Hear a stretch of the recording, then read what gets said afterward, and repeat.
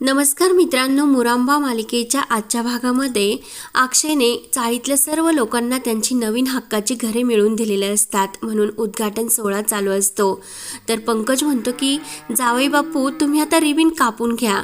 तर अक्षय म्हणतो की नाही, हा सर्व मान हा वस्तीतल्या महिला मंडळाचा आहे.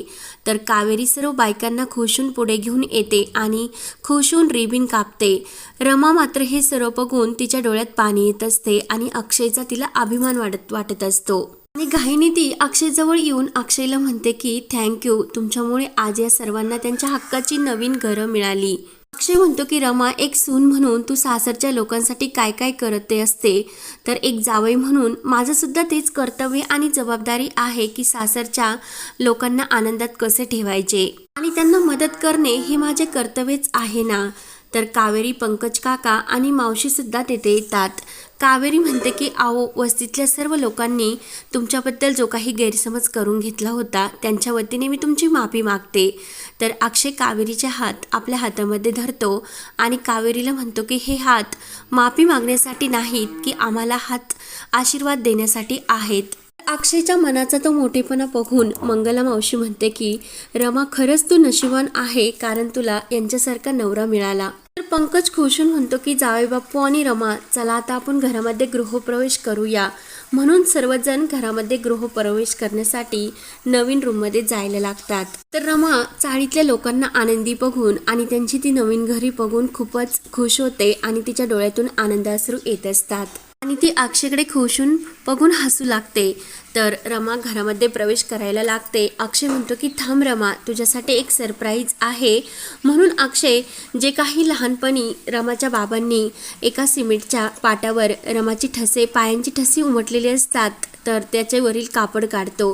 तर रमा ते सर्व बघून आणखीनच खुश होते. पंकज सुद्धा खुणावून आबीला सांगत असतो की रमाची ही लहानपणची पावलांची ठसे आहेत. तर ती पावलांची ठसे पाहून रमाला आपल्या बाबांची आठवण होत असते आणि डोळ्यात पाणी येते. तेवढ्यात कावेरी औषणाचे ताटकर घेऊन येते आणि रमा आणि अक्षयचे मस्त असे औषण करून घरामध्ये स्वागत करते. औषण झाल्यानंतर कावेरी सर्वांना आतमध्ये येण्यासाठी सांगते. तर सर्वजण आतमध्ये जायला लागतात. अक्षय म्हणतो की थांब रमा, तू अशी घरामध्ये प्रवेश करू शकत नाही. सर्वांना मात्र आश्चर्याचा धक्का बसतो. रमा अक्षयला विचारते की काय झाले. तर अक्षय खुशून म्हणतो की रमा, तुझ्यासाठी आणखीन एक सरप्राईज आहे.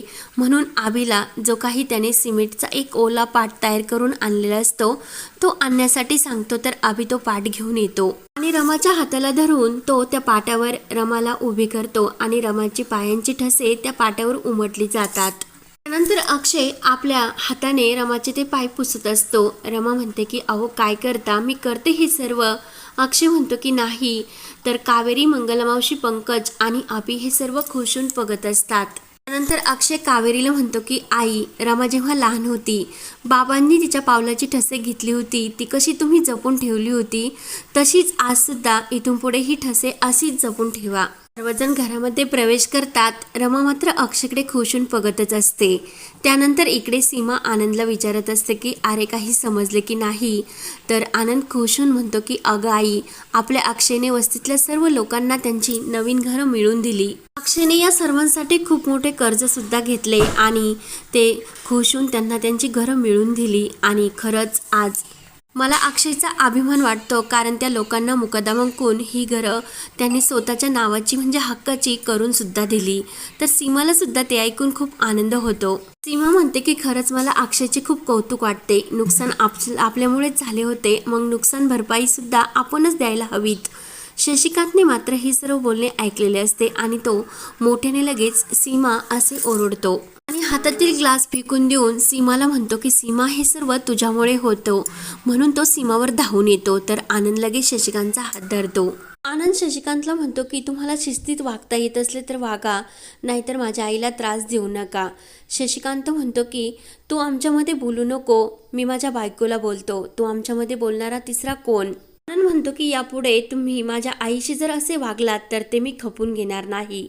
शशिकांत जोराने आनंदला धमकी देत म्हणतो की मी शशिकांत मुकादम नावाचा आहे आणि यापुढे तुला बघायचे ना, मी काय करतो ते तू बघतच राहा. असे चुटकी वाजत तो बोलत असतो.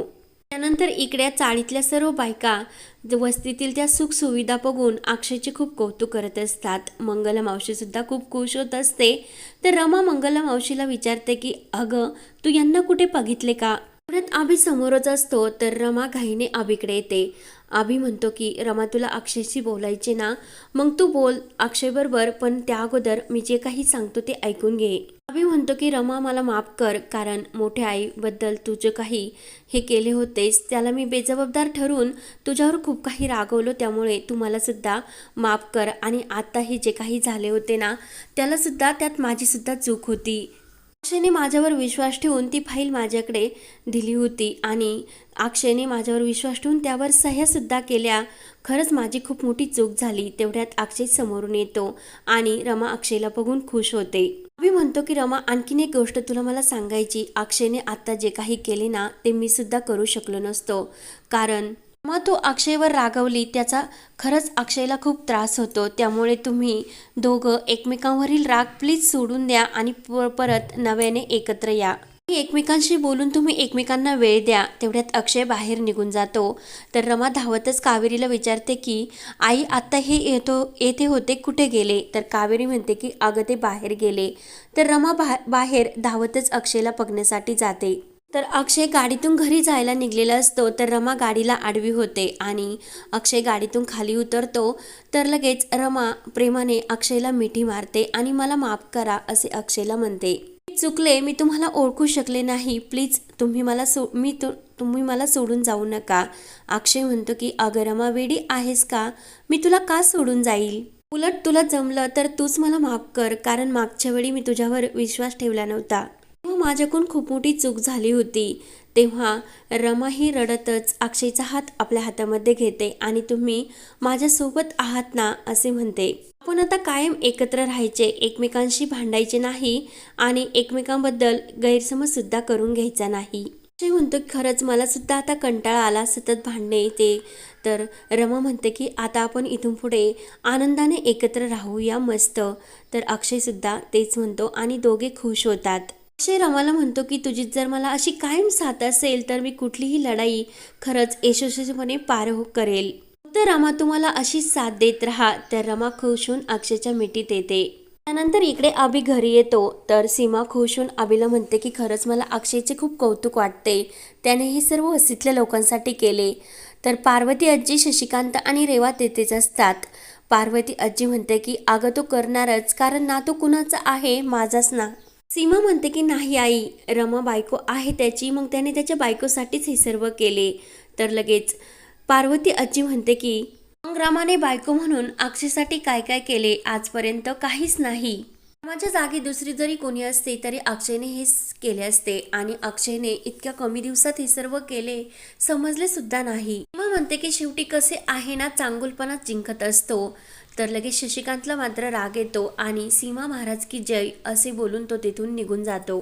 अभि पुढे येतो आणि पार्वती आजीला म्हणतो की अक्षयने आज जे काही करून दाखवले ना, ते खरंच खूप कमाल आणि अभिमानाचे आहे, तर स्वीकारच लागेल ना. तर पार्वती आजी म्हणते की हो, अक्षयच्या बाबतीत मी हे 100% मान्य करेल, कारण एक नवरा म्हणून तो आपले कर्तव्य खरंच उत्तम रीतीने पार पाडत आला. तेवढ्यात रमा आणि अक्षय हे घरी येतात. तर अभि म्हणतो की भावा, खरंच काय काम केलेस, मानलेच पाहिजे तुला. तर अक्षय लगेच विचारतो की शशिकांत मुकदम कुठे आहे? तर सर्वांना मात्र खूप मोठा धक्का बसतो.